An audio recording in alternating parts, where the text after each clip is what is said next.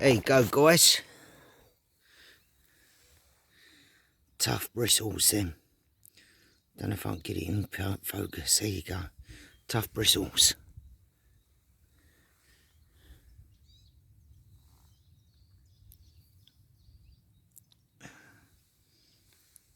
That's built boar fur. That's what this is. Look at that.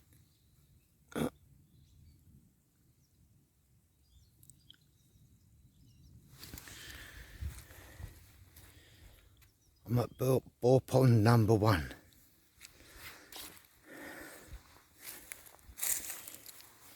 Looks like he got done here, because there's plenty of it here. That's all boar fur. See it, look. He got cleaned out here.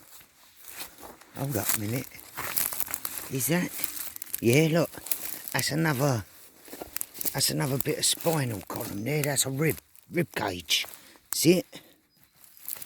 That's a carcass there. That's a boar carcass. Okay. And this is that. Right. Yeah, here we go anyway. Mooch 73, just thought I'd show you that. I'm at boar pond 1. And yeah, they've had a good clear out over here. Plenty of frog spawn on there. Plenty of crested newts. I've cleared all this out. As you see, that was a boar back there. Remains of a boar, people. Remains of a boar. But anyway, let's get on with this. I'll bring you back in a bit. There's your frog spawn all down there. Here we go. Here's your boar pond 1. Let's go. Let's do it.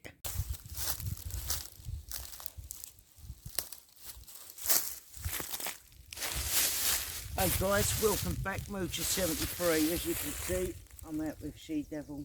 I'm out also with Sabina. I've got the pup tent out at Bundeswehr Pup Tent. Watch me, I'm tripping over the lines. But anyway, one moment. So, I'm out with She Devil and Sabina. We're having a cup of tea in the woods. What I wanted to do today was just come out, actually run the pup tent off of an actual Ridgeline. Now I've got myself a heavy duty climbing rope I'm using as a Ridgeline. I've stuck this up on there instead of my pup tent come with the metal poles, not the old school wooden ones, and they always leave my hands in a mess. So I've got 2 telescopic. I've put them in, aluminium telescopic, and yeah, as you can see, I need a couple of parts for it.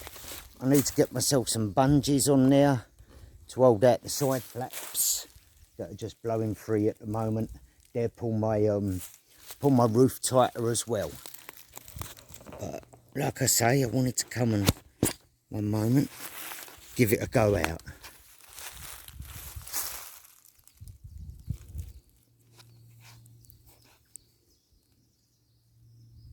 So like I'm saying, it's sagging in the middle here, which will be sorted when I am lined in here. Black 3mm paracord. Now what I'm going to do is I'm going to run a bungee off of these flaps. It'll pull out the bungee down to the ground and hook on here, and it'll pull my roof a little more outwards.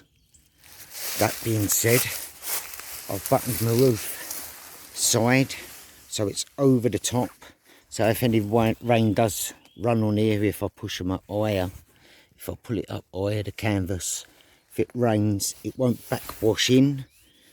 It's top one's buttoned. They just come through. Yeah, come round here a bit more. Give me a moment. Right, climb through there. Yeah, it's just pulled through there. I've got a toggle through on the other side, as you can see there. There is a toggle in there. It's probably too dark for you to see, but anyway, there's a toggle there you could see. I've got her extended out on the plastic, on my Ridgeline. Heavy duty, like I say. I'm pegged out here, 2 on here, 1 in the middle, pulling me down. There's 1 here. I'll put the other one down around the other side, and I'm pegged down here, which, like I say, here needs to be bungeed out. The lump there, that's the dog, I presume. Yes, She Devil's out. Tessa's with us. She's not been well. She's not been well, but she's getting about more now. So I know some people have been asking on Facebook how she is. She's out and about. You don't like this old malarkey, do you? Not all this talking and not paying you attention, huh? Yeah. Go sit over there, mummy, eh? Right, anyway, yeah, look, it gives you plenty of room in here. There's a little tree. I can pull that part out. I can pull it down so I don't get a draft. I can fix that. I just lower me line, my ridge line. Now, as I say, there you go. That's underneath. Go straight through there. There's my toggle.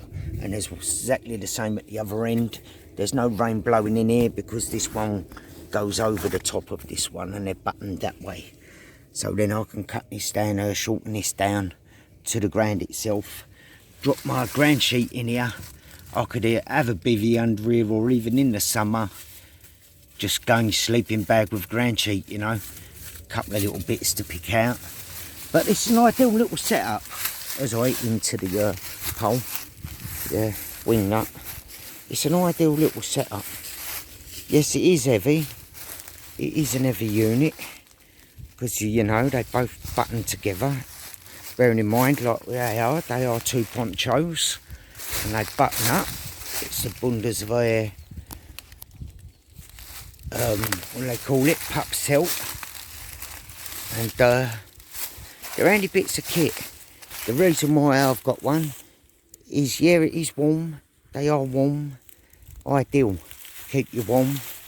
But it's also harder to catch a light. So if you're out and you have a fire, you can have your fire right to the front of your shelter without worrying about sparks coming off and setting things alight.